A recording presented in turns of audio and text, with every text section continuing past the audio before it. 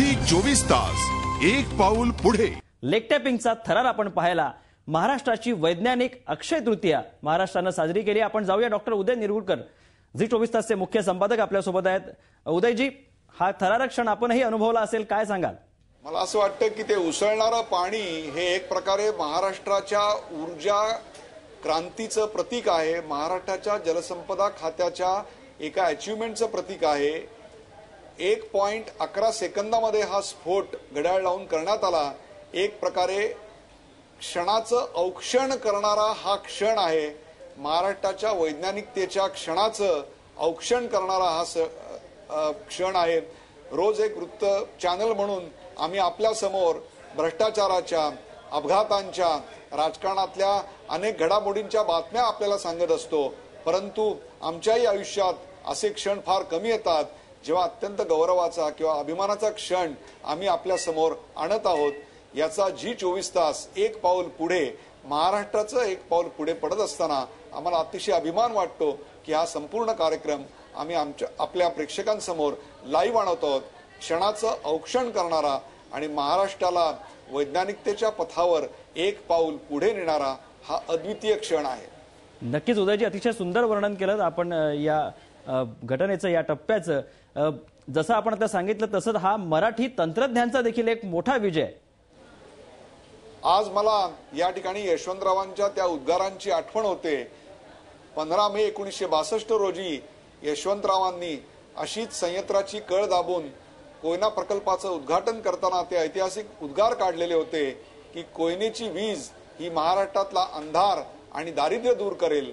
आज अशा प्रकारचं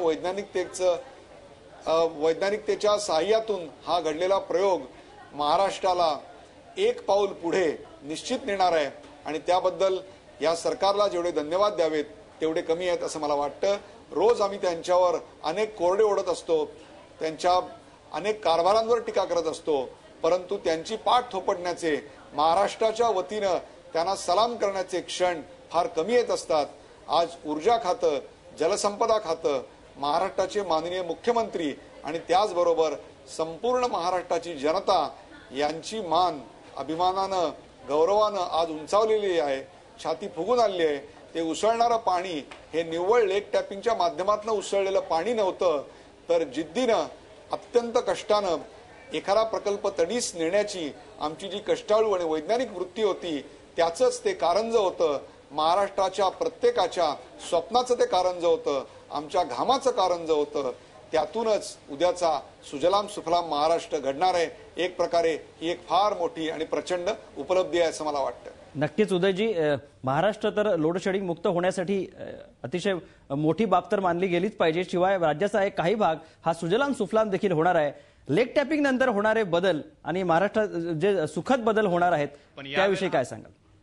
महाराष्ट्रामध्ये अनेक भागांमधला जो दुष्काळ आहे, विशेषतः सातारा सांगली भागातला, त्यामध्ये याच्यामध्ये खूप मोठ्या प्रमाणावर फरक पडणार आहे। सिंचनासाठी अतिरिक्त पाणी उपलब्ध होणार आहे।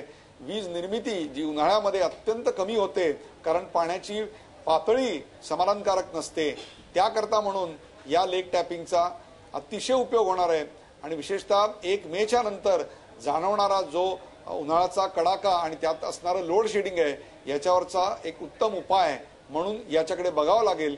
याचे परिणाम संपूर्ण महाराष्ट्रावर पोहोचायला आणखीन काही महिने जातील, परंतु या येत्या महिन्यामध्ये या वैज्ञानिक चमत्काराचे संपूर्ण परिणाम, चांगले परिणाम, सुपरिणाम महाराष्ट्राला निश्चितच बघायला मिळतील। झी 24 तास एक पाऊल पुढे।